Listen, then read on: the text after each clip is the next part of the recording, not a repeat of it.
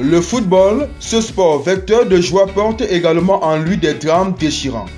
Après l'hommage rendu à Marc-Vivien Foé, il est primordial de penser également à tous ces footballeurs africains qui ont trouvé la mort sur les terrains.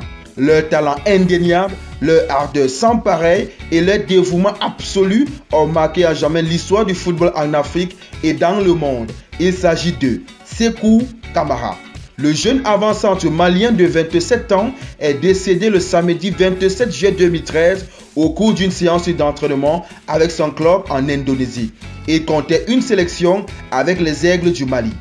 Albert Ebossé, le 23 août 2014, l'attaquant international espoir camerounais meurt à la fin d'un match du championnat algérien entre la JSK Kabylie et l'USM Alger après avoir reçu sur la carotide une pierre jetée des tribunes. Le buteur vedette de la JSK a succombé à ses blessures quelques minutes plus tard à l'hôpital. Chinonso Henry. Le 5 août 2012, le jeune attaquant nigérian de 21 ans seulement a succombé durant un match amical contre le FC Balotesti à la 86e minute de jeu. La cause de sa mort est une crise cardiaque. Bartholomew Opoku, le jeune international espoir ghanéen de 19 ans, s'est effondré en jouant contre le club Liberty à Accra le 8 mars 2010. Sa mort est annoncée le lendemain par son club. Ambrose Lee. Victime d'un arrêt cardiaque lors d'un match en 2010, l'international libérien s'est effondré alors qu'il était seul dans le rond central du terrain. Le milieu de 25 ans est mort peu de temps après son arrivée à l'hôpital de Monrovia au Libéria. Endurance Idaho. Le 6 mars 2010, le jeune attaquant international nigérian s'effondre lors du match de son club soudanais Al-Meri contre Al-Amal Adbara. Il meurt d'une crise cardiaque dans l'ambulance. Guy Tingoma. Le milieu défensif international gabonais de 22 ans est décédé peu de temps après un match du championnat contre l'Union sportive Ombila. Pendant le match, il a eu un choc avec un adversaire.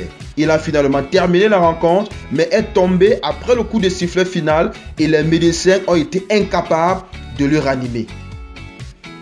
Youssef Belkouja. En 2001, le jeune défenseur de 20 ans international marocain décède d'une crise cardiaque en plein derby Raja Wydad de Casablanca en finale de la Coupe du Maroc. Hedi Berekissa.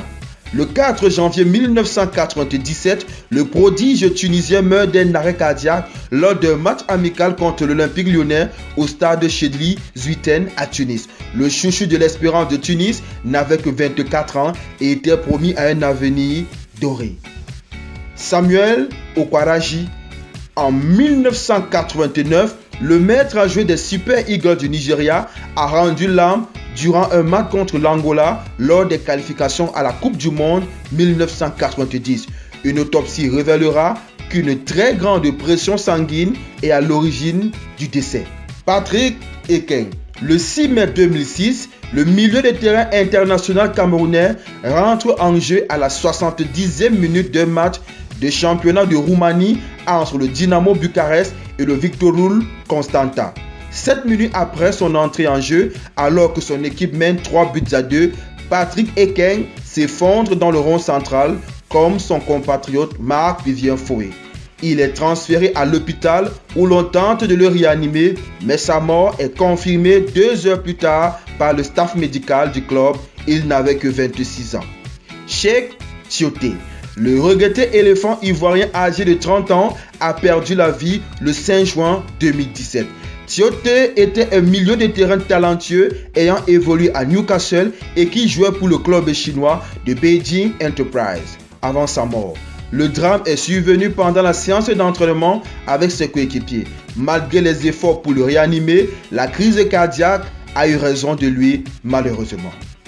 De l'illustre Cheikh Tioté au brave Patrick Ekeng, Albert Ebossé, Sékou Kamara, Chinonso Henry, Bartholomew Opoku, Ambroise Lee, Endurance Idaho, Guy Tingoma, Youssef Belkouja, Edith Berekissa, Samuel Okwaraji, ces enfants du continent ont perdu la vie sur un terrain de football, victimes de leur passion pour le ballon rond.